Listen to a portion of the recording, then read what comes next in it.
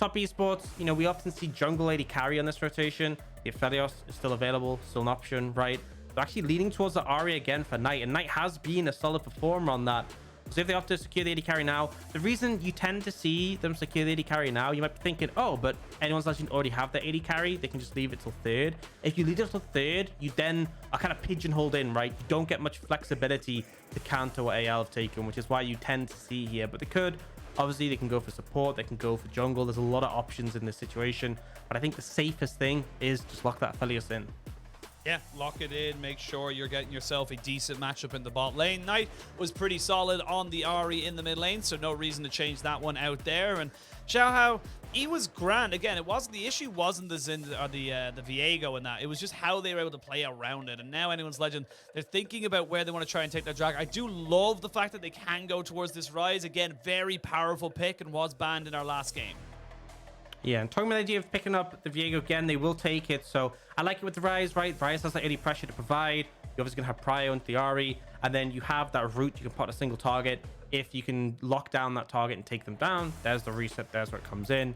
Top esports, potentially looking at this out. I wouldn't be against the Hecarim again here, but potentially they want something a little less vulnerable, right? Remember last game we saw Tian heavily invaded early, right?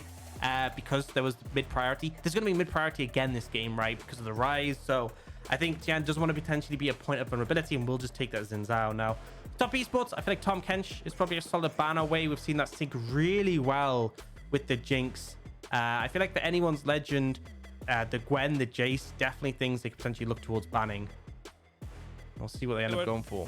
Yeah, see what they end up going towards. Tahm Kench also springs to my mind as well of something you want to try and maybe take away from the side of anyone's legends. Chocho does prefer the engaged supports, does love going ham at all times, but is going to be an interesting setup now. And you've got a lot more scaling, a lot more safety, I feel like, with anyone's legend right now. The Ryze is going to be able to build tanky. You've got the Jinx, which we know how powerful she can be, and more and more times than not, we do tend to see the safer, you know, easier to execute composition coming out on top. Yeah, and I think, you know, the range as well is such a massive factor with the Jinx in this composition. If top esports can't get on top of the Jinx, can cause problems. That's why the Tahm Kench is such a big ban. We will see that taken away. Actually going for the Thresh for anyone's legend, so bit interesting. I feel like, you know, top esports can just take support here if there's something they're particularly leaning on. The Nautilus often we see is the sort of highest prio support. They could go a variety of directions. Looks like they might just lean towards that one, especially as those two big safety net champions in the Thresh and the Tahm Kench aren't available. Really just does make him stand out. For AL, I feel like there's, you know, you could take the Jace yourself as something that offers a lot of power. I wouldn't be too against that. It gives you two strong side lanes you can play towards. You could just go for something safer for ZDZ. The Leona is the standard trade-off with the Nautilus that we see time and time again. Yep, the reason why we see it is both of them do very well at stopping the other ones engaged. It's generally how we gonna see it. It becomes more of a skill check of who can be better. But anyone's legends hard pivoting away from that, and they're going for the Camille. So going for a little bit of a different setup here. And honestly, I want to see Wayward on the Jacks right now. I think pick up the Jacks, go for that 1v1 in the top side, and just give yourself a way to kind of, you know, keep ZDZ down. Yeah, I mean, there are obviously picks that you can take in the Camille that crush in the side lane, right? The likes of the Fiora is something that's a good matchup later on, the Jax as well. I really like the Camille here, though, into the Ahri specifically, because it makes it so hard to team fight for Knight, right? You get jumped on by the Camille, really not much you can do to outplay that. And he is just going to lock in the Jax, so one in the match in the side lane. On top of that, you got to think about anyone's legend's damage profile, right? It's probably going to be a tank Ryze in the mid lane, right? And then you have 3 auto attackers. So Jack's going to have a ton of value in those team fights at being able to just soak up damage. There won't be much magic damage. Your ult obviously gives you a ton of armor because it gives you more armor the more AD you have. So the Jack's going to be a pretty strong pick. But overall, I feel like anyone legend have fared pretty well in the draft. They have a lot of pressure coming out that mid lane because of the Ryze. And if they can snowball either side lane, particularly Betty on the Jinx, I could see them running away with this one. Yeah, absolutely can do. And this is going to be a very Very, very interesting setup here now for anyone studying. Like we said, they have to do or they die. They have to win this game to keep this series alive. And for top esports, like you mentioned earlier, this win here will put them up to 10-5, brings them right up alongside the LNGs, the RNGs, the Waybos. Maybe not quite as close to V5 as they may have hoped they could have been, but nevertheless, it does get you forward into the playoffs. Like we mentioned, it's a single elimination into a double going into spring playoffs. So the further up the table you are, the less best of fives you have to play. And honestly, the less tired you're going to be, because we're going to have a very condensed schedule, because we got to also not only get the playoffs started and all the many, many series that we have for that, but we also have to finish the LPL split, because we got delayed games as well. Yeah, so a lot of things to get through. And I think as well, like you say, top esports look for those higher spots. I think they're just happy to have made playoffs. There's a point in the split towards the start where I was thinking, are they even going to make it, right? Scoreline was very rough at the start, but in a confident position, looking at potentially trying to close this one out for a 2-0. And Wayward, who we have praised so heavily throughout this season on the Jacks into the Camille, massive potential for him to carry this game. Huge potential, and we'll see if that potential is realized. We are jumping on the rip for the second time today. Could be the last, could be the penultimate. We'll have to wait and see, as the psychological warfare has already begun on the top side. Yeah, always fun. I don't think it's going to be as aggressive as we saw last time round when... Sorry, just he sounded like a war veteran with like a 1,000-yard stare. It's like, oh, it's fun. It's just like, we're all having fun here, aren't we? I'm just going to say I'm not the best top laner, and I always find it can be so frustrating sometimes when you get things like the Gwen just running you down just across the entire jungle that we saw last game. That would kind of bother me a little bit, I'm just going to say. But we do have ZDZ with the Ignite. We often see things like Camille who have that safety net in the hook shot, don't need flash, and the Ignite is going to give a bit of reprieve in the 1v1. It means Wayward can't apply as much pressure as he'd like in the early levels, because that Ignite will turn things in ZDZ's favor.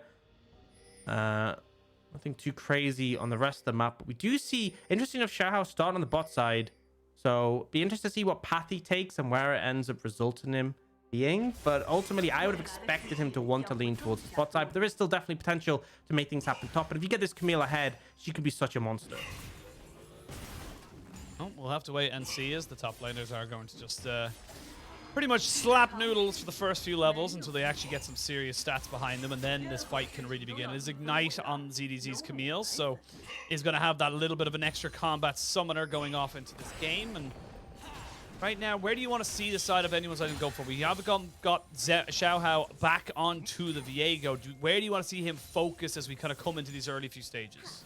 Honestly, I would be a fan of Forge getting like an early bounce, right? Being able to get a cheetah recall, pick up a tier, get back in the lane, and then when Knight is forced to overextend, that's when you look for a gank, right? They can free QiuQiu from the bot lane, who already has priority. If they can kill Knight and put him behind, burn his flash, that will set the game in a really comfortable spot, because it just means he won't even be able to attempt to match the roams of Forge. So I feel like you can often win the game by winning mid, and I feel like this is absolutely the case here. So pressure there is where I'm really looking. Let's see. The early stages as Wayward will land his counter-strike onto ZDZ. Get themselves a bit of a push. Both junglers starting on opposite sides of the jungle. The red buffs for both of them means they are going to see the Viego towards that top side first. And of course, Tian and Zhao on the bottom lane. Gotta be careful in bot lane. We did see it last time. They made a focus that both these junglers were able to put in. Specifically, Tian was able to hover down here so effectively and really make himself a nuisance. So I like to see where these junglers do decide most of their time shall be, or where they decide their time should be given. It's anyone's legend. They seem to be, honestly, they're trading quite effectively right now in terms of the top side, and Wayward is running out of potions. Yeah, I mean, does have the biscuit still, but might actually be in trouble. He is precarious. Remember, there's an Ignite on the Camille. Scary situation to be in. We'll just back away and obviously just have that TP to get back. For now, though, Tian, he's already picked up the bot side scuttle. We'll go top, but won't contest there. He'll likely loop round towards his Krugs. And bot lane, played it pretty well. So Betty and QiuQiu got nearly shoved. Then they let the wave bounce back towards them. So even though we saw Tian pathing towards bot side, nothing was to be found, right? Because they were just waiting for the wave to crash. It does mean they get some damage on the tower. They're falling a little bit behind in CS, and Betty's getting poked. But at least they aren't getting ganked, which is the main thing. I say at least, but they're actually getting harassed quite heavily now. Big pressure point you're able to get. Usually when we see that early push, it is to go back, get enough gold to maybe buy yourself a cull. make yourself a little bit more of a nuisance here. As you see both junglers, unbeknownst to each other, very, very close proximity to each other in this top side. As now we see ZDZ going to be hitting there with the counter strike, as he does have the hook shot, wall shot, but not quite able to land the last strike there from Tian. But now with the Viego here, this is going to be a full 2v2. They land the stun on Tian, who's forced to flash away as the ignite has been ticking. Both top laners and junglers will escape with their lives, but it is definitely a summoner trade up for anyone's legend. Big thing here, though, is that AL get the crash. That's where it was kind of precarious. That's why you needed Xiaohao there, because there was such a big wave stacked up for ZDZ. You needed to be escorted in. Otherwise, you're just so vulnerable, right? They can be frozen against you as well. They get the crash, though. The ignite makes such a difference to the 2v2, but also the fact that Wayward committed his counter-strike, right, to try and set up the play. Didn't have that tool available for the fight. And I feel like that's such a pivotal aspect of the top lane 2v2, right? Everyone's auto-attack based. The fact that the E can ignore that gives you so much power. But so some okay moves from AL so far. We haven't seen too much action yet. I'm still looking towards mid lane, seeing if AL can find that pressure advantage. And the level 6 of the realm warp for the Ryze is the big thing, right? Being able to move to the sides basically at a whim. Able to move to the sides, being able to get that basically point and click CC. There is an important ward there, just might be able to spot out Xiaohao if he decides to try and go for a lane gank, but no, he's deciding instead he's going to go the opposite side, so they don't have good vision on exactly where he is. Not great guns here for the Aphelios. Will be able to land the Gravitum and get a decent amount of harassment, but outside of that, nothing else going to be going in this bot side. And we haven't seen either jungler really affecting the mid lane or the bot lane. Definitely have them, as you said, looking towards the top side a little bit more. Boat level 6 is going to be hit now here for ZDZ and Wayward. Wayward a little bit further ahead in that regard. And I got to say, ZDZ, despite having a lot of pressure on him, he is trading very effectively and keeping himself very relevant in this game. I mean, that's the thing, is that the early matchup in the Jax is manageable, right? Because you can just dodge away from his counter-strike. You can go for some snappy trades around your shield. It's really later on where it becomes problematic, because the Jax counter-strike becomes quite a low cooldown as well. And it's just so hard to find windows really to trade onto him. Jax obviously scaling pretty effectively in the side lane. Not as good in the team fights, but as a Camille, but pretty solid in this game. I will say Xiaohao, what I've liked from him so far is he's not trying to force ganks. He's not trying to overstep. He knows he has some strong scaling elements, but he's just escorting waves in for his laners, right? He's ensuring that they can be comfortable, they can be safe, they're not going to get ganked themselves, while also just farming up pretty solidly himself. Level 6 is where you see the matchup spike a bit more in his favor, right? Because pre-6, Zhao, one of the strongest junglers in skirmishes, whereas Viego, you kind of want that ultimate that has just come up and is now available. And it basically just means that you can get those resets. You can jump out when you use the passive and use your ult again. Now, kind of sad here. We actually saw Wayward secure the red, so kind of telegraphed for the team. I'm taking their red, you secure mine, so they don't get anything. Yeah, I was just about to say, nice coordination there from top esports to say, look, we got the dragon. We know he's just going to leave this one up, so he's going to try and invade on my top side. Please take away that objective from him, so that is going to give us a little small advantage. Nothing too much to be talking about as we get Wayward, who'll have a little bit of extra sustain and harassment power now on this top side. And the Jax is always going to love that for himself. 100%. That's the thing. It just means that these trades, unless you're fighting an all-in for ZDZ, it's not really going to be too impactful, right? Because you can just heal up with the wave again. And level 6 hit obviously allows really good setup for AL if they want to try and make a play top side. But this has been a very slow-paced early game so far. Herald up and available, though. And it looks like bot lane, top esports have prio. So what I'd kind of like to see is if they can crash this wave in, we get Mark moving up towards the Herald off a reset. And then after that, they can easily look to take this Herald on the back of that. And we see Mark walking up there, not even going to reset initially. He's heading straight over to the Herald. And it's kind of signaling, right, we're going to have members there first. QiuQiu is still bot lane. He's going to start moving now. But Tian has the signal, right, we can start this objective. We know we'll have the numbers in time.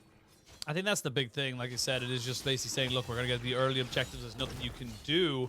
As I say that, you see in the minimap, the Viego and the Ryze are roaming up, but the numbers advantage, like you talked about, is still in favor of top esports. You're too late on the rotation. You cannot go for that fight. So therefore, it's going to be 2 global objectives going over to top esports. It's a very similar style to what we saw in game 1. Without those early kills, without the early skirmishing happening from anyone's legend, it does feel like top esports are the ones suffocating them out. Yeah, it really does. And it's just good moves, right? Picking up that dragon when you have the opportunity, getting the Herald. And I want to see where this is going to get put down. Obviously, something we talk about a lot is the two-plate play mid, where you just put it down, you get 2 plates. It means the second Herald will potentially just take it completely. I kind of like that one, especially when against a Ryze, because if the Ryze does look to roam, you can punish. But we saw last game, they really invested resources into JackeyLove. And again, he's already taken a plate on the bot side, so there is potential to take that whole tower if you look down towards there. Like, a little bit of work has been done early. See where they look to prioritize, though. But ultimately, this is top esports window to really crack open the game and look to snowball it. 2 minutes is where we're going to see where they want to go for it. They will have the Rift Herald in hand for at least 1.5 minutes of that. See now, Knight looking for see if he can maybe catch a sneaky charm, as the rest of his team was off at the bottom side of the river, but not to be done. And now you talked about how we wanted to see that, the junglers, or from Xiaohao specifically, he's been very muted and hasn't really been kind of making stuff happen. And speaking of making stuff happen, it doesn't look like Tian going to be comboing up here with Mark, but a solar flare on the 2 people is fantastic. And QiuQiu as well, just playing bodyguard, very nicely mitigated here from Anyone's Legends bot lane. Yeah, it's a good combo from JackeyLove, right? The ult for the Calarum, you then get the auto, you then get the root. But a nice move from QiuQiu to block it. They are looking for the Herald on the bot side, but AL don't want them to get any more than just those 2 plates. Yep, charm lands, and the plates shall go down. There's going to be Shelly doing the bare minimum of her job, as the side of Anyone's Legends recognize the play. They get themselves into a good position. And now Tian walking up here to try to put himself into a position. They're not leaving this bot lane just yet, as Wayward in a lot of trouble now. I think ZDT does win this. He's going to have to flash away the hook shot, wall shot, not quite there. There's the lead strike. Never mind. Wayward gets the 1v1. That's exactly what we said we wanted to see from him. Critically waits for the cooldowns, right? Manages to gain some distance with the flash and then re-engages on ZDZ. The hookshot didn't come soon enough. ZDZ didn't have the empowered Q stacked up. And I think that's the thing. Those short bursty trades really strong for the Camille, and the extended one that Jax wins out. And now he's just going to hammer away at the tower. Picks up 2 plates for his trouble in a really strong position right now. Have a look at the replay here, and this is straight up a 1v1, but look at Wayward. He knows that he hasn't taken turret aggro, so he's able to keep himself alive. I feel like if he takes even 1 shot from that, he's just gonna die. Yeah, and CDZ wanted to get, you need another rotation of your empowered Q to kill him. The critical thing there is that Wayward, like, he sees his counter strikers down, he thinks that's a window to go in. Absolutely is, but the problem is with the ultimate from Jack's just so bulky, you get so much armor.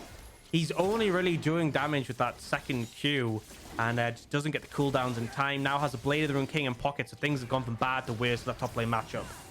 He really has. The Xiaohao does get himself stunned up as QiuQiu and Forge say, look, top esports, we're not going to allow you just to kill us off by taking all these objectives, and we're going to force the dragon to reset. And no TPs available really until 14 minutes, so you got to say this is going to be a 4v4. Dragon has been started once again.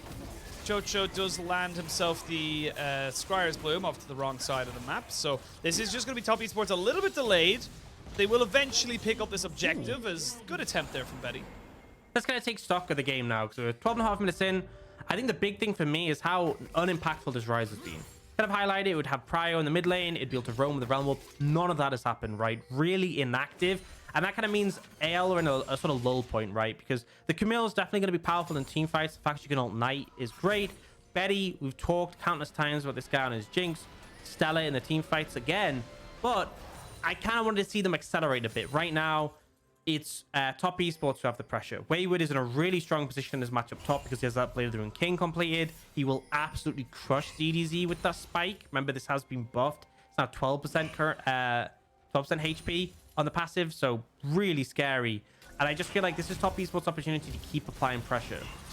Well, like, top look at esports, that trade. Just ZDZ needs to run. You need to bro. run away, sir. You cannot stay in this lane. And this is why we see the Jacksons and the Camille so damn often, because you can just do things like that. Yeah, and the thing is, he kept the wave frozen for a fair bit. It's obviously going to bounce back now. But ZDZ was just in such an uncomfortable position trying to set up for that. And now, your top lane's winning. Xiaohao showed up to try and help. Your bot lane is exposed. Your bot lane is very exposed. Get the minions going in. They're going to have to use the TP. That's going to be the Ryze joining in, but the Jinx is already dead. They're going to find QiuQiu as well. Maybe even get the Ryze, but he already realm warps himself out as quick as he was in. He needed to get out. Tower, 2 kills, job done. Yeah, and that's the realm warp used. First realm warp of the game to watch the bot lane play go down and piece it. Not exactly the best usage of it. Not exactly what we were looking for out of the Ryze. So top esports, 4,000 gold up so far. 2 dragons in pocket. It seems reminiscent of that game 1, except at least in game 1, there was some early momentum for AL, and we can rewatch the dive. I mean, the ult for the Nautilus comes out to set it up. What can you actually do here? Yeah, again, Tian is just tanking up the turret the entire time alongside Mark. It's just such an easy to win situation for top esports, and now they're 3,000, actually 4,000 gold up, excuse me. And Knight saying, look, I know you've no magic resistance. I have an Everfrost. This could be a very perfect opportunity as top esports now looking to try and maybe make something work around this Rift Herald. Now Knight with the full chunk on the ZDZ. Poor ZDZ, man. No matter who comes up here, he's going to have a bad time. He's like, oh, guys, it's fine. I'm against Knight now instead of Wayward. And he just gets chunked down. He's like, never mind. Yes. All right. I'll be back later. Don't worry about it. Yeah, does have the TP if he wants to join in this situation. AL really want this second Herald. I mean, Wayward has a TP as well. You got to remember, there's still an Ignite and ult available for Knight as he goes back up the back end of the Baron pit. There's the TP coming in. That's going to be Wayward first to join. And they're going to get the Camille in off of the back of that as well. Here we go. It's going to go down. And then who's going to be able to secure it? I think it was actually stolen away. No, it wasn't. Top Esports ended up getting it at the end. And now it's a split fight as Forge tries to take the 1v1 versus Wayward, who gets saved by the Blast Cone. And that's 1 kill, 2 kill, make it 3. This game is all top esports all the time. And there's nothing that anyone's legend can do. And AL, you know, they posture for the Herald, but they're so far behind. They try and look for it. They get absolutely crushed. Remember, their composition, so much momentum afforded. If you can get that first kill, you can get the Jinx, get excited, you can get the reset to Viego. They never found it. Still yet to get a kill. Top esports, they get the Herald, get top lane tower. They'll take mid as well. And this game has just been blown wide open. Game's blown wide open. This game is a 7,000 or 6,500 gold lead now for top esports. We have the 16.5 minute mark. Let's have a look at the replay here, because again, it's just top esports picking and choosing their targets very well. Yeah, and I mean, Forge does a good job of chunking out Wayward, but it's kind of irrelevant because Wayward is not really privy to the rest of the fight. QiuQiu gets deleted. Anyone who steps close, top esports just gets absolutely minced. And yeah, there's just no real momentum to be found. The only person who really ended up low was Wayward, and it just was irrelevant. And now Medjai's for Knight, 3-0-2 on the Ahri. You know, it's now 6,000 gold lead in favor of top esports at 17 minutes. It's even more extreme than last game. It is getting to become a little bit tough to watch. I'll also say MVP for the last fight has to be the Blast Cone there from Wayward, being able to knock back Forge and ZDZ from killing him off after he had gotten chunked out is pretty damn incredible in that regard, as Forge and QiuQiu with Xiaohao trying to make this one work. The charm will miss, but Spirit Rush has come out. There's the Everfrost on top of the Soda player. Can they even get a kill here? Yes, they can. It shall not be a perfect game from top esports, but they shall not care for the moment. Xiaohao getting himself the charm, so making sure that they're not getting taken apart, and they back themselves away. Nice Medjai, by the way, Knight. Really getting you value for money on that one. Fun fact, the Medjai Soul Stealer isn't actually the book. The book is an amplifying tone. The actual Medjai Soul Stealer is the eye that is coming out of the book. Wow. Well, so people saying like putting pages into your book makes no sense as per the book. Putting eyeballs into your book. There you go. Souls! Souls, Aux! You know it. It's a soul stealer. There we go. Well, all the souls have escaped. Pretty unfortunate for Knight.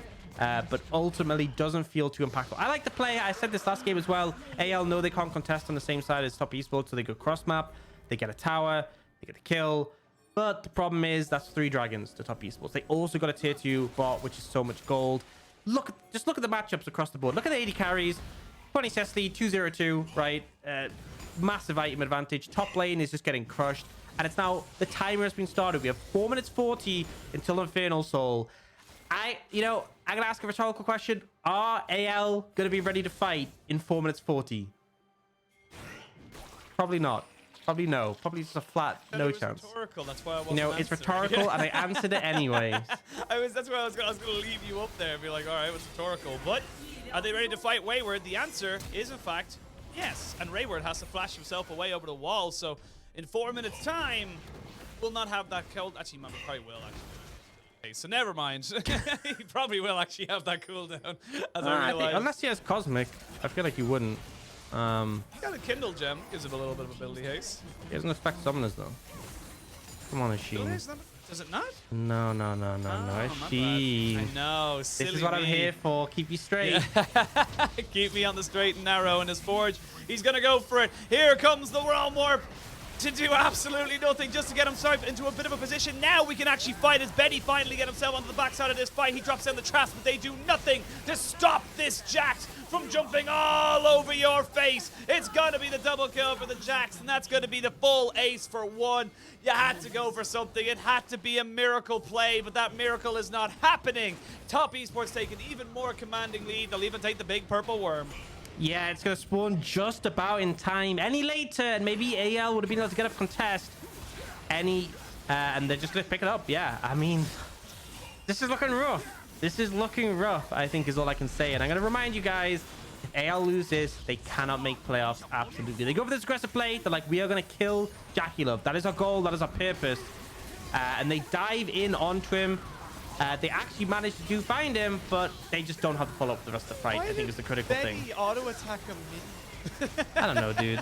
It was just like he was totally within range, and he just randomly decided, you know what? Instead of hitting JackeyLove or anything like that, I'm gonna hit a minion.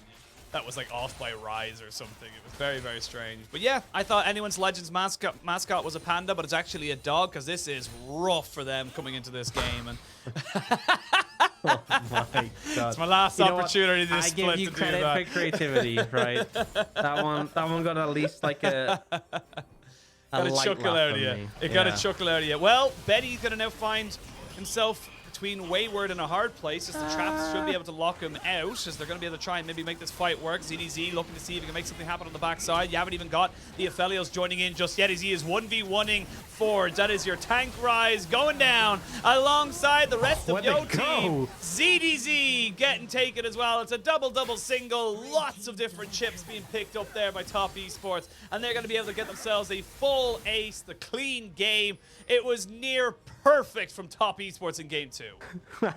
It's gonna be a short day, Sheen, is all I'm saying, right? We got any plans? Do you want to do something? Or we got a whole afternoon. I had one more time penciled in for this series.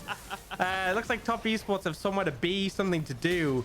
They are not hesitating on this one. Now, they are going to be spawning time to potentially defend. Top Esports going to take bot and mid inhibitor. I think after that, why risk it, right? Dragon up in a minute. There's going to be that Infernal Soul. They are just going to take it slow, but man, it is a 13,000 gold lead at 22 minutes. 22 minutes. I'm honestly, I would love to see the gold for Mark to see like who's even higher than him. You know what's worse? This last game was a Draven. Like the gold was inflated, right? In that factor. Here, there's no Draven. If JackeyLove just stands in front of the Ryze and kills him, yep, spectacular. And Tian here was so aggressive, he just knows no one could really deal with him. Now, AL are trying to fight, but good luck. You got to do it. You got to try something. But Knight has found Betty on the backside of this fight. There's 2 kills straight off of it. 3, 4, maybe even 5. That's a triple kill going over to the side of JackeyLove. And yeah, this game is done. If you let the minions swarm in, you lose. If you let them get Infernal Soul, you lose. You have to try and fight. It doesn't work. And sadly, we saw some real upswings from AL. We saw them against EDG and IG look positive, but this will be the end of their playoff, potential playoff run. There's no chance of them making it at this loss. Top Esports, zero hesitation. They crushed this series. Yeah, I think that's the only way to put it. It was decimation, demolition, other words that mean similar things that begin with D, and this was just Top Esports putting down the smackdown onto Anyone's Legend. And sadly for Anyone's Legend, you're out of playoffs. You will play your last 2 series, and then it's it. You're done. There's nothing else you can really do about it. You had a good run. Does mean, though, for Top Esports, they catapult themselves up to 10-5 wins. They put themselves, I believe, just underneath LNG on game score, as they got themselves +5, LNG of +7. So they are all the way up there onto top 5. And this is a team that is bit by bit, slowly but surely, you know, showing themselves to be a very, very real threat in the championship race. You know, and I'm just going to preface this. A lot of people probably looked at the series and went, AL are like 12th, Top Esports are like 6th. Obviously, Top Esports are going to win. I would suggest you check out some of the earlier games this week. We've seen so many upsets. Look at last weekend and you'll sort yourself out. We've seen so many upsets of top teams across the board, right? I feel like every team who's been locked in the playoffs has just dropped games against teams you wouldn't have expected. Even top esports, right, dropped that series recently, which was a surprise to me. Yep. When they went up against it was IG, right, lost 2-1. Yes, 2-1 to IG. Yeah, so it's kind of refreshing to have a series where they just show why they're a top team, right? Why they had such a long win streak, why they are looking hype coming to the playoffs. Because that really just didn't feel close. The fact that game 2 was less close than game 1, and game 1 was just, an insane accelerated Draven. Like, it's it tells you everything about it. There was the Baron steal, there was the early plays from Xiaohao that went well, but game 2 was just like, you could just feel the hope being crushed out of them.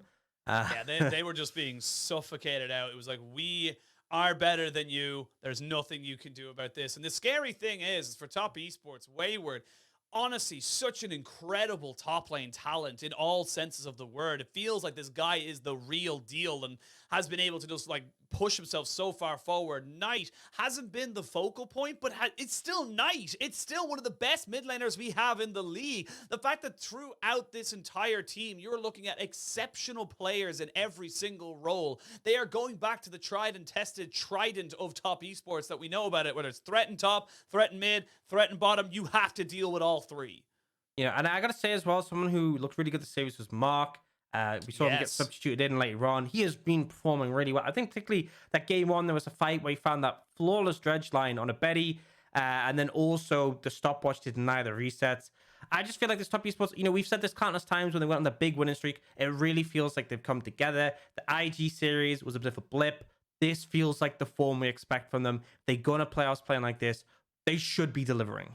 Yeah, they should absolutely be delivering. And this is a team that I'm very, very excited for. They put themselves up into 5th place. They're now 10-5 with +5 game score. They have an opportunity now. I believe their last game is against, I'm going to triple check that one now. It is against LGD. So again, this is a team that should arguably be going up to 11-5. We expected them to go 12-4 because they dropped against IG, but that's neither here nor there. And you could just see across the board, it's just Wayward, Knight, JackeyLove, all doing about 12 to 15,000 damage each. And when you have the stability of Tian and Mark just setting up plays, making sure that they're in the right positions at the right time, this team just looks so good. And I think what's crazy, if you look at the gold graph, never really in favor of AL, 120 gold at most. But also when you look at the... that might have been a camp that he got to slightly faster. Like when you look at how it carries along, there's no massive like dips on the other side, right? There's a couple of moments where we saw like, AL get like a pick or one